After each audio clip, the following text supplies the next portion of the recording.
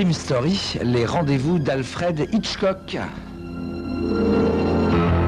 Raconté par Serge Sauvion. Aujourd'hui, Autostop d'Allen Kim Lang.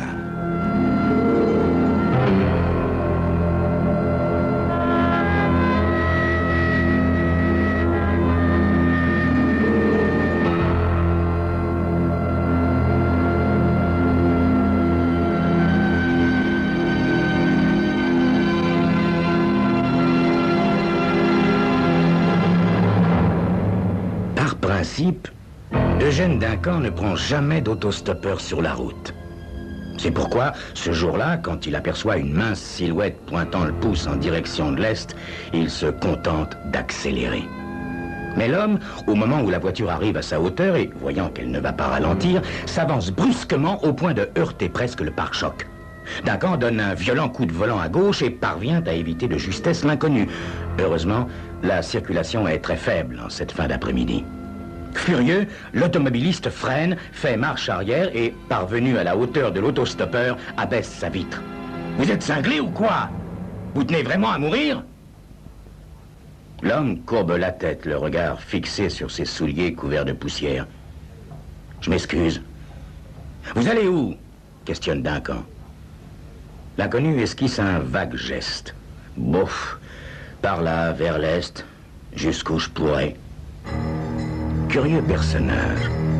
Duncan l'examine. L'homme n'est pas rasé et n'a pas dû mettre les pieds chez un coiffeur depuis au moins 2 mois. Son aspect, mal soigné, indique un habitué des asiles de nuit et des soupes populaires. Les coudes de son veston sont troués et les manches effilochées. Ah, on ne peut refuser de prendre à son bord un homme qui en a besoin au point de sauter sur le pare-choc, dit Duncan sur un ton soudain radouci. Allez, montez. Il attend que son hôte s'installe à ses côtés, puis démarre souplement. Tout de même, observe-t-il en pilotant sa somptueuse voiture d'une main experte, vous auriez pu vous tuer, mon vieux. Et moi avec. Je vous ai dit que je m'excusais, répète le passager d'une voix maussade. Mais, en tout cas, je n'aime pas m'exposer inutilement au danger, insiste Duncan. L'homme hausse les épaules, les yeux fixés sur la route, et dit « Alors pourquoi vous m'avez fait monter? Tout le monde raconte que les autostoppeurs sont dangereux, c'est bien connu. » Duncan lui jette un rapide coup d'œil. « Vous êtes dangereux, vous? »« Oh non, » répond le passager comme à regret. « C'est bien ce qui me semblait, » dit Duncan. « Je sais juger les hommes, vous savez. Je m'appelle Eugène Duncan. Et vous? » Kowalski. Bob Kowalski. Et ça fait longtemps que vous attendiez sur cette route, Kowalski? Le passager soupire. Pff, une éternité, monsieur Duncan. Une éternité. Je commençais à désespérer. Vous avez eu des ennuis dans votre dernière résidence? Interroge Duncan. Kowalski croise les mains sur sa ceinture de sécurité. Ouais, pas mal d'ennuis, oui. Le shérif de ce bled dans l'Indiana prétendait que ma seule présence en ville faisait baisser la valeur des immeubles. Total, il m'a déposé sur cette route avec ordre de disparaître de sa vue, faute de quoi il se ferait un plaisir de me mettre à l'ombre pour quelques jours. Duncan sourit. Au fond, dit-il, vous auriez été logé et nourri aux frais des contribuables pendant quelque temps, sans vous soucier du lendemain, non? Le visage de Kowalski se durcit. Non, monsieur, dit-il d'un ton farouche. J'aurais pas résisté. Je déteste l'enfermement. J'aurais préféré qu'il me tire une balle dans la tête. On dirait que vous en avez pas mal bavé, observe Duncan. Ah, pour ça, oui, monsieur Duncan. Jamais réussi à laisser la poisse derrière moi. Elle me suit comme mon ombre. Ah, un jour, elle s'arrêtera bien devant ma tombe et alors, la comédie sera terminée. Le plus tôt sera le mieux. Le conducteur a un petit rire. Vous êtes trop pessimiste, mon vieux. Un jour ou l'autre, la chance finit toujours par tourner. Regardez-moi. J'ai une femme attentionnée, un gosse charmant, une belle maison libre de toute hypothèque, un compte en banque honorable et une voiture qui fait des envieux. Eh bien, tout ça, je l'ai eu à partir de rien. Quand j'ai quitté l'armée, j'étais aussi fauché que vous. Seulement, je m'étais fait un bon copain là-bas. Un nommé Brad Wilson. On a décidé de se lancer dans les affaires. Figurez-vous qu'on s'est mis à acheter et à revendre un peu de tout en nous approvisionnant à crédit. Et ça a marché. Il faut dire qu'on était du genre accrocheur et que dès qu'on empochait $1, pas question de le dépenser. On le remettait immédiatement dans l'affaire. C'est comme ça qu'on a fait notre plot, Kowalski. Total, les grands magasins Kiwi, c'est nous. Le passager hoche la tête. Ah oui, il me semble bien en avoir vu 2 dans le comté en venant. Ça a l'air de marcher fort. Duncan se rengorge. À qui le dites-vous, mon vieux? On doit encore en ouvrir 3. On peut appeler ça de la chance, non? Kowalski approuve. Ah oui, tout à fait, monsieur Duncan. Profitez-en. Ramassez tout ce que vous pouvez pendant que ça marche.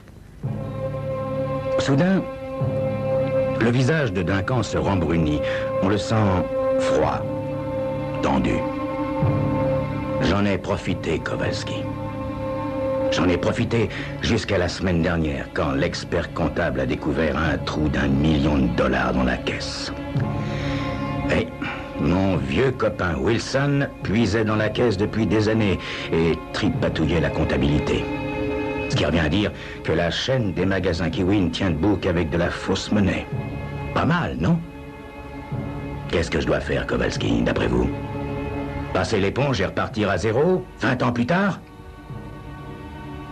Le passager ne répond pas. C'est pas tant une question d'argent, poursuit Duncan. Nos femmes sont liées d'amitié. Mon fils Mike sort beaucoup avec la fille de Wilson. Les Duncan et les Wilson jouent au golf ensemble et se rencontrent toutes les soirées que Dieu fait. Mais maintenant, ça va être la prison pour l'un des associés et la misère pour l'autre. Et les femmes, les mômes, qu'est-ce qu'ils vont devenir dans tout ça? Manque de chance, compatit Kowalski.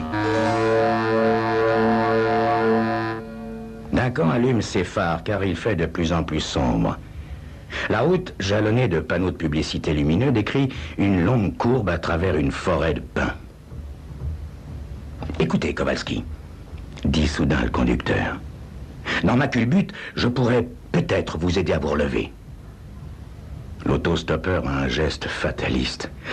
Vous savez, au point où j'en suis, monsieur Duncan, il n'y a plus d'aide possible. Même 300 000 $? Interroge le conducteur. Les yeux de Kowalski s'éclairent. 300 000 $? Ça représente un sacré paquet. Je pourrais parvenir à vivre 1 an là-dessus, ou bien m'éclater, histoire de profiter vraiment de la vie, pour une fois. Regardez dans la boîte à gants, dit Duncan. Kowalski hésite, puis appuie sur le bouton. À l'intérieur de la boîte à gants est posé un petit revolver à canon court. Prenez-le, commande le conducteur sans tourner la tête. Mais il est chargé? Questionne Kowalski. Bien sûr, dit Duncan en appuyant sur l'accélérateur. La lourde voiture file sur la route qu'elle balaie de ses phares. Maintenant, Kowalski, vous allez vous servir de cette arme. Et elle vous rapportera 300 000 $.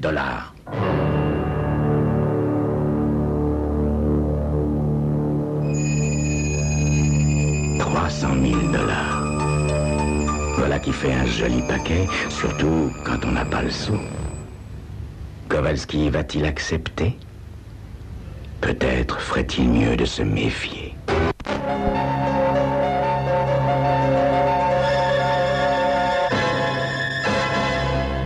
Kowalski examine le revolver à la lumière du tableau de bord. Écoutez, monsieur Duncan, j'ai jamais tué personne et j'ai pas l'intention de commencer ce soir. Le vent de la nuit siffle contre les vitres. De temps en temps passe en trombe une voiture filant vers le sud. Réfléchissez bien, dit tranquillement Duncan. Réfléchissez bien. Nous avons tout le temps. Songez qu'une simple pression du doigt et ce petit engin fait le travail. Un homme est tué par un inconnu, vous. L'inconnu ne risque rien, il n'y a aucune raison de le suspecter. Et l'argent payé par l'assurance de la victime permet à son associé et aux deux familles de s'en tirer, de retrouver leur honorabilité. C'est une chance pour tout le monde, Kowalski, y compris pour vous. Allez-vous la saisir, cette chance, pour une fois qu'elle se présente enfin? Le passager se décide soudain. D'accord, dit-il. D'accord. Après tout, j'ai rien à perdre. Je vais profiter de ce fric au maximum, et s'il me capture et me passe à la chaise électrique, je tirerai ma révérence à ce monde pourri une fois pour toutes, après un joyeux feu d'artifice. Allez, marché conclu. Bravo, dit Duncan. Il sort des billets de son portefeuille qu'il tend à son passager. Avec des gestes avides, Kowalski les examine, les lisse comme s'il voulait se convaincre de leur réalité, puis il les fourre dans ses poches. Dans combien de temps arrivons-nous? Questionne-t-il. Dans quelques minutes, répond Duncan. À quoi il ressemble, votre associé, monsieur Duncan? Duncan sourit. Wilson?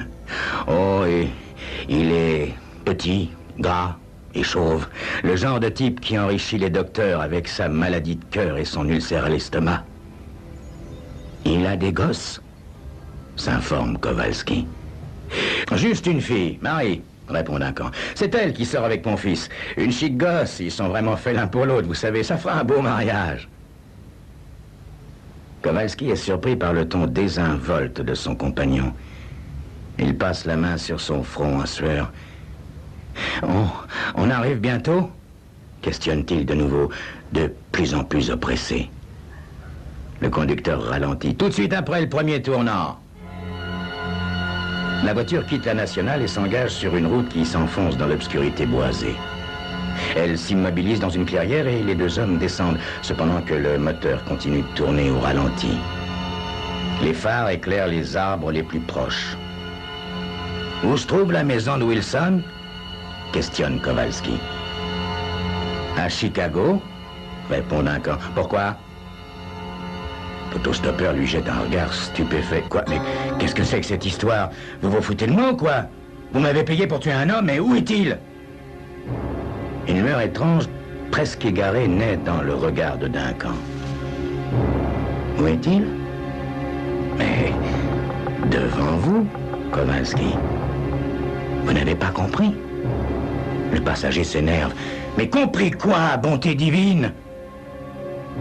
Lentement, Duncan passe sa main sur ses yeux. Je vous ai payé pour tuer un homme, Kowalski.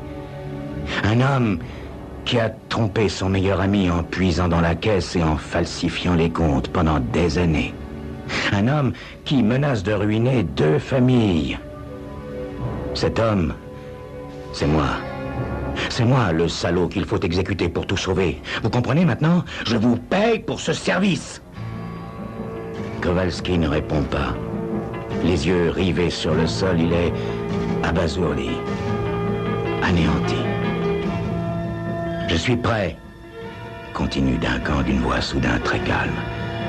Dépêchez-vous, je vous en prie. Ensuite, foutez le camp dans ma voiture et abandonnez-la dans le premier village que vous rencontrerez. Et puis, vivez. Profitez de votre chance pour une fois que vous la rencontrez. Kowalski relève la tête et fixe l'homme qui lui fait face. Cette fois, il a pris sa décision. Je suis navré, monsieur, dit-il doucement. Il lève le revolver et presse sur la détente plusieurs fois. Duncan s'écroule sur le sol, sans un cri. L'autostoppeur s'approche de sa victime pour vérifier qu'il est bien mort. L'envie lui vient alors de le délester des autres billets que contient son portefeuille. Mais il chasse vite cette idée. Non. Un marché est un marché. Cet argent sera pour la veuve et les enfants en attendant qu'il touche l'assurance vie de Duncan. Il faut être régulier. Il fourre le revolver dans sa poche et se dirige vers la voiture. Au moment où sa main se pose sur la poignée de la portière, il aperçoit des phares qui se rapprochent sur la petite route. Des phares surmonté d'une lueur orangée qui clignote. La police. Immobile, comme pétrifié, il voit une voiture noire et blanche de la police d'État du Michigan pénétrer dans la clairière, s'immobiliser près du corps. 2 hommes en uniforme en descendent. L'un d'eux éclaire le cadavre de Duncan à l'aide d'une puissante torche, puis la braque sur Kowalski. « Ne bougez pas! Pas un geste !» Ébloui, l'autostoppeur reste figé. Il sent les mains de l'autre policier qui le palpe, lui ôte son arme. « C'est vous qui l'avez tué ?» interroge l'homme à la torche qui porte des galons de sergent. « Oui, » répond Kowalski sans hésitation. « Oui, c'est moi. »« Vous êtes en état d'arrestation » lance l'autre policier. Rapidement, les 2 hommes poussent sans ménagement Kowalski à l'arrière de leur voiture. Celle-ci quitte la clairière et emprunte la route en direction de la nationale. Pendant que son collègue fait un bref rapport au micro, le sergent se tourne vers Kowalski et l'observe à travers les mailles du grillage qui les sépare. « Comment vous appelez-vous »« Kowalski. »« Et vous venez d'où ?»« Kowalski. »« De l'Illinois. Enfin, c'était ma dernière étape. »« Et ce type que vous avez tué, Kowalski, il s'appelait comment ?»« Eugène Duncan, sergent. »« Vous le connaissiez ?»« Pas vraiment, » répond Kowalski. « Simplement, il m'a pris en autostop, il y a une demi-heure environ. » Le sergent n'en revient pas. « Et vous l'avez tué, froidement. » « Il avait de l'argent, » dit simplement Kowalski. « Vous êtes une ordure, Kowalski. Tuer ainsi de sang-froid un paisible citoyen et n'éprouver aucun remords. Vous savez ce qui vous attend. » Kowalski se laisse aller en arrière sur la banquette. Il se sent calme maintenant, apaisé, presque indifférent. Oui, je sais ce qui m'attend. Mais ça ne me fait rien de mourir sur la chaise électrique pourvu que ce ne soit pas comme mon père, cloué sur un lit avec un corps ravagé par la souffrance. Ce que je regrette, voyez-vous, c'est de n'avoir pas eu le temps de dépenser ce fric pour profiter un peu de la vie. La voiture roule à présent sur la nationale. Vous savez, poursuit Kowalski, je ne me nourris plus que de sucreries et je perds la mémoire. C'est comme ça que ça a commencé pour mon père. Je suis atteint du même mal que lui. Mais moi, je ne connaîtrai pas toutes ces années de souffrance. Un petit déclic et hop, je finirai en beauté. Le sergent hoche la tête. Ainsi, dit-il, vous avez tué parce que vous vouliez mourir. Oui, sergent. Et une mort rapide sera pour moi un soulagement. Pas ce genre de soulagement, Kowalski, dit le sergent. Le passager le regarde avec surprise. Comment ça? Qu'est-ce que vous voulez dire? Le regard que le policier pose sur lui est froid et inexorable. Mais c'est sur un ton étrangement calme qu'il répond. Ce que je veux dire, Kowalski, c'est que si vous teniez tant à la chaise électrique, c'est dans l'Illinois qu'il fallait commettre votre meurtre. Ici, nous sommes dans le Michigan. Et dans cet état, Kowalski, la peine de mort n'existe pas.